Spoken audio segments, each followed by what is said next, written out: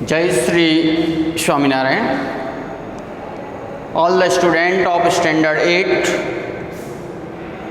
welcome in my lecture. Dear student, today I am going to explain about the effects of the British rule in India. Our chapter starts with Aruna, mother and her daughter Purva's discussion. One day what happened, Aruna was reading newspaper carefully.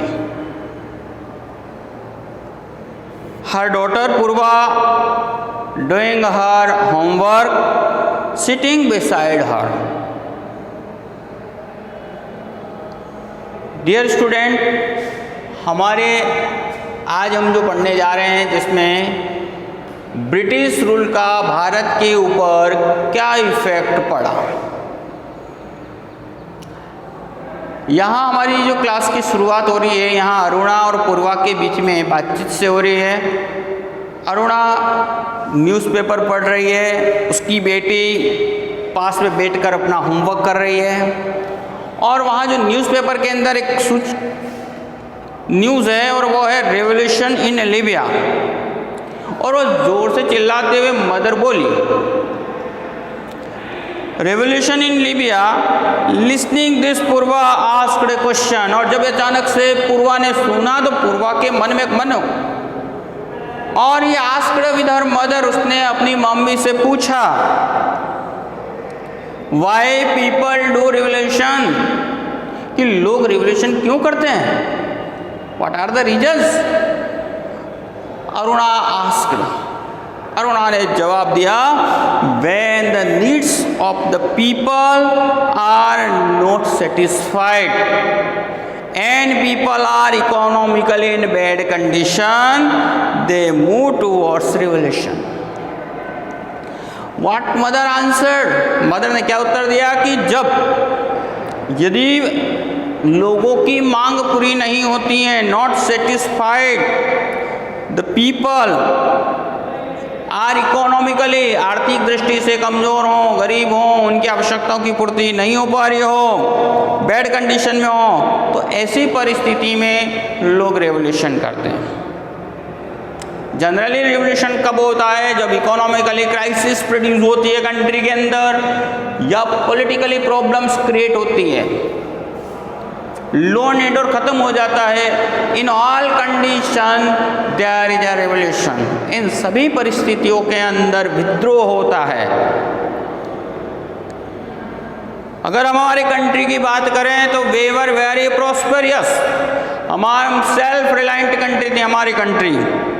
तो in our country also during the time of British, हमारे country में revolution जो हुआ था वो कब हुआ था, at the time of the Britishers. The condition of people was very bad and revolt had taken place. हमारे यहाँ जो स्थिति थी वो बहुत ही खराब थी और इस विषम परिस्थिति ने रिवोल्ट प्रोड्यूस किया in against the British, British के अगेंस्ट में। अगर हम लोग 18th सेंचुरी तक की बात करें तो India was very prosperous. The economic prosperity of India was sustained till 18th century. 18वीं शताब्दी तक हमारी जो प्रॉस्पेरिटी थी वो स्थिर अवस्था में थी। The disturbance cause after the death of Aurangzeb, Aurangzeb की मृत्यु के पश्चात डिस्टर्ब हो गया और it could harm. The world historian have also expected that till 18th century the production technique of India, its industries, organization of trade and commerce were unmatched.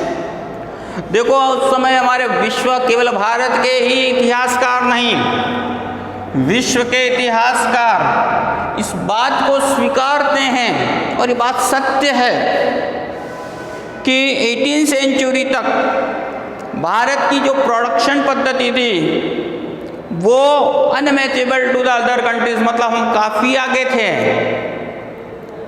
Production technique of India in its industries are and organisation of trade and commerce were unmatchable, मतलब हम इतने सुदृढ़ अवस्था में थे, हम बहुत ही अच्छे कंडीशन में थे। वी आर सेल्फ रिलायंस, बिल्कुल आत्मनिर्भर थे। ये केवल मात्र भारत के इतिहासकार ही नहीं बल्कि विश्व के इतिहासकार भी इसे मानते हैं। लेकिन दुर्भाग्य की बात, द सेम कंट्री, इतना प्रोस्परियस एंड एक अच्छा country, today India became economically poor. और आज वही सेम कंट्री जिसके गाथाएं विश्व समुदाय में, जिसके व्यापार की बातें, जिनकी वस्तुओं की बातें पीपल अट्रैक्टेड हुए थे, वो किसकी वजह से हुए थे? हमारे यहाँ की प्रोस्पेरिटी की वजह से हुए थे। बट ये देश सेम कंट्री क्या हो गया पता है? Became handicapped during the British rule in India. लेकिन यही सेम जो प्रोस्पेरिटी धराने वाला देश क्या बन गया? आर्थिक दृष्टि से गरीब हो गया। Handicapped during the British period India was the source of raw material. केवल भारत जहाँ स्वयं प्रोडक्शन करता था, स्वयं की वस्तु बनती थी, उसके बजाय मात्र क्या बन गया? Only a source of material for England. England के लिए मात्र एक सोर्स बन गया मटेरियल के लिए, रॉ मटेरियल प्रोवाइड कराने का सोर्स बन गया।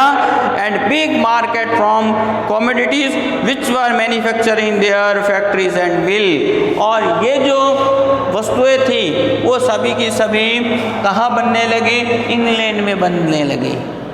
तो आज भारत, उस समय देखो भारत की स्थिति इस ब्रिटिश रूल की वजह से एक प्रोस्परियस कंट्री जिसमें बदल गया बिल्कुल खराब स्थिति में। फर्स्ट तो इस तरीके देखो इकोनॉमिकली हमारे पर बहुत ही खराब स्थिति प्रोड्यूस रही। तो देखो ये same country became poor in the world. Now we are going to discuss next point हमारा agriculture and peasants during the British rule. British rule के अंदर एग्रीकल्चर और पीजेंट्स किसानों की क्या स्थिति थी? The British got huge market area increase income after acquiring the Diwani rights of Bengal, Bihar and Orissa। जैसा हमने हमारे प्रीवियस लेक्चर के अंदर हमने प्रीवियस चैप्टर में पढ़ा था कि after battle of Buxar they got, battle of Buxar के बाद में, बैटल ऑफ प्लासी के बाद में देखिए इन दोनों जो युद्ध हुए थे उनके बाद में बहुत बड़ा बेनिफिट्स अंग्रेजों ने उठाया था। The got the Deewani rights, और उन्होंने दीवानी राइट्स प्राप्त कर ली थी टैक्स कैलकुलेशन का, कलेक्ट करने का, बंगाल, बिहार और उड़ीसा के अंदर। They started extracting the maximum revenue from peasants। अब देखो इस राइट्स के बाद में उन्होंने क्या, ज़्यादा से ज़्यादा रेवेन्यू प्राप्त करने की कला, ज़्यादा से ज़्यादा रेवेन्यू प्राप्त कैसे किया जाए वो पद्धति की। And cost of consequently the peasants became poor। They started extracting maximum, वो ज़्यादा से ज़्यादा रेवेन्यू लेते थे from the peasants class, जो भी किसान लोग थे, at the cost of agriculture, agriculture के cost per. So the consequent, इसका परिणाम क्या निकला कि the peasants became poor, और peasants गरीब होते गए। Many a times they could not pay the revenue। कई बार जो किसान थे वो रेवेन्यू को पे नहीं कर सकते थे। Even after selling their gold ornaments, अपने ornaments को, गोल्ड के आइटम्स को बेच कर भी वो अपने डेब्ट को पूरा नहीं कर सकते थे। As a result they had sell their land, और ऐसी परिस्थिति में उनको अपनी जमीन बेच देनी पड़ती थी। Their land sank due to the debt, और डेप्ट की वजह से उनकी ज़मीन सस्ते भाव में लेते हैं, जैसे भी भाव में वो डूब जाती थी, मतलब चली जाती थी। Many peasants become economically poor due to the interest custom। पहली बात तो देखिए यहाँ peasants की कंडीशन में हमने जो दीवानी की कि दीवानी राइट्स के बाद में ब्रिटिश क्या चाहते थे, मोर एंड मोर, ज़्यादा से ज़्यादा रेवेन्यू। सो उन्होंने मतलब अनैतिक तरीके से और व्यवहारिक रूप से उन्होंने इंक्रीज कर दिया था। सो पहला जो इस कंडीशन जो बनाई वो दीवानी राइट्स के प्राप्त करने के बाद हुई। दूसरी जो यहाँ बात है कि तो peasants became economically poor due to the interest custom of landlord which was very high। जो इंटरेस्ट रेट थी किसकी, लैंडलॉर्ड्स की, और उस लैंडलॉर्ड की इस इंटरेस्ट रेट की वजह से भी यहाँ जो कंडीशन है वो खराब हुई। तो मेनी पीजेंट्स बिकम इकोनॉमिकली, दूसरा जो कारण जो बताया है poor due to the interest custom of landlord. Landlord की इस इंटरेस्ट की इतनी हाई रेट थी कि जिसकी वजह से वो चुका नहीं पाते थे और वो पुअर हो गए। Agriculture sector shattered and meanwhile devastating trek Bengal in the year 1770 के अंदर। अब देखिए यहाँ इसका एक ड्राउट, खतरनाक ड्राउट जो हुआ था 1707 के अंदर, फेमाइन था और बहुत ही अटैक हुआ और बंगाल के अंदर lakh of people died due to the hunger. आज इसका प्रभाव इतना पड़ा कि 1707 के अंदर एक फेमाइन ड्राउट बंगाल में हुआ और कई लाखों की संख्या में लोग भूख की वजह से ड्यू टू द हंगर, भूखमरी की वजह से मर। तो इंडिया की कंडीशन कितनी बुरी हुई, जो आज सेल्फ रिलायंट कंट्री था 18th सेंचुरी तक था, तो यहाँ किसानों की जो स्थिति कितनी खराब हुई उसके पीछे दो, एक तो इनकी दीवानी राइट्स जो आने के बाद में अंग्रेजों की जो ऐसी पॉलिसीज जो रेवेन्यू को ज़्यादा से ज़्यादा प्राप्त करना चाहते थे, अनफेयर रेवेन्यू वो लेते थे, unfair due to the unfair revenues, और second one the policies of the landlord. और 1707 इसका एग्जाम्पल बन गया, lakh of people died due to the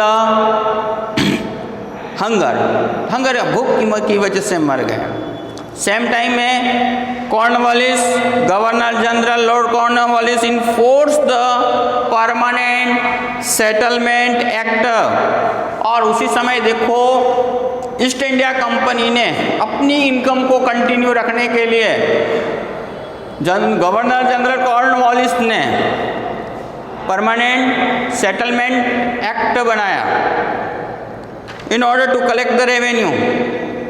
तो what is the permanent settlement act? तो governor general lord Cornwallis on force the permanent settlement act in order to collect the revenue. ये जो permanent act था वो अब permanent उनको revenue मिलता रहा है, उसके लिए कॉर्नवालिस ने इन फोर्स में लाया था, बनाया था। According to this act the company fix the revenue, इसके अंतर्गत रेवेन्यू को फिक्स कर दिया कंपनी ने। Fix the revenue for land every year, प्रत्येक साल उन्होंने एक फिक्स वो कर दी।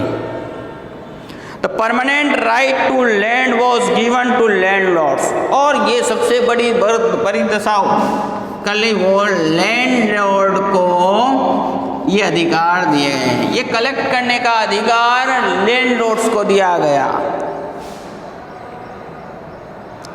Which mean that company fixed income, और उससे क्या हो गया, कंपनी की इनकम फिक्स हो गई, कंपनी को कोई घाटा नहीं, कंपनी इनकम फिक्स्ड है। And rose the group of landlords, और लैंडलॉर्ड्स की संख्या अब बढ़ती गई, और यहाँ भारतीय लोगों के लिए डबल, अंग्रेजों की तरफ से और यहाँ लैंडलॉर्ड तरफ की तरफ से, who are always in their side, और हमेशा ये लैंडलॉर्ड्स होते थे वो अंग्रेजों की साइड में होते थे, they are in the favor of British. और ऐसा क्यों होता था? क्योंकि उनसे उनको इनकम जनरेट होती थी, नहीं तो ब्रिटिश तो बड़े क्लेवर थे उनको रिमूव कर देते थे। अब ये जो लैंडलॉर्डिज्म बढ़ा तो यहाँ किसानों की स्थिति खराब हुई, मान लो कोई नहीं है तो है ना, रेवेन्यू जो है ऑफिशियल रेवेन्यू, उसके अतिरिक्त भी लैंडलॉर्ड भी रेवेन्यूज लेते थे, बड़ा चढ़ा के बोलते थे, नहीं होने पर उनको लैंडलेस विदाउट लैंड कर लेते थे। तो on the other hand the peasants work hard in the sun, जहाँ किसान बहुत मेहनत करते थे, and grew the crops after tilling land but the return they were exploited, और उनको केवल वहाँ वे लोग एक्सप्लॉइट होते थे। तो ये जो ऐसी कंडीशंस थे हमारी कंट्री जहाँ प्रोस्परियस था, जो हमने प्रीवियस चैप्टर के अंदर पढ़ा था कि सोने की चिड़िया golden bird, India was called the golden bird. और हम लोग अगर 1600 की ईयर की बात करते हैं तो देखिए कई हमारी जो यूरोपियन कंट्रीज़ इसकी वजह से इंडिया के अंदर आई थी, तो उसके लिए मेन पर्पस था हमारे यहाँ की प्रोस्पेरिटी, यहाँ हमारे हैंडीक्राफ्ट्स, यहाँ की हमारी जो कंडीशन। बट ड्यू टू, लेकिन इन्हें ब्रिटिशों की वजह से आज हमारी जो कंडीशन है वो बहुत बुरी हो गई। तो वाई द पीपल, यहाँ हमारी जो शुरुआत हुई थी चैप्टर की कि रिवोल्यूशन से, वाई द पीपल रिवोल्ट क्यों करते हैं, विद्रोह क्यों करते हैं, कि when peoples need not fulfil, जब व्यक्ति की नीड्स पूरी नहीं होती है तो वो रेवोल्यूशन करते हैं। और फिर इसके बाद में जो उसके मेन रीजंस जो थे, है ना, क्योंकि 18th सेंचुरी तक तो हमारी जो कंट्री कैसी थी, प्रॉस्परियस बताई गई। इट इज कॉर्नवालिस की पॉलिसी ने परमानेंट जो सेटलमेंट एक्ट बनाया, फिर इसके अतिरिक्त जो ब्रिटिश लोग थे उन्होंने दीवानी राइट्स, अब जब दीवानी राइट्स उनको मिले तो उनकी लालच और बढ़ती गई, और they started to extorting the revenues, है ना।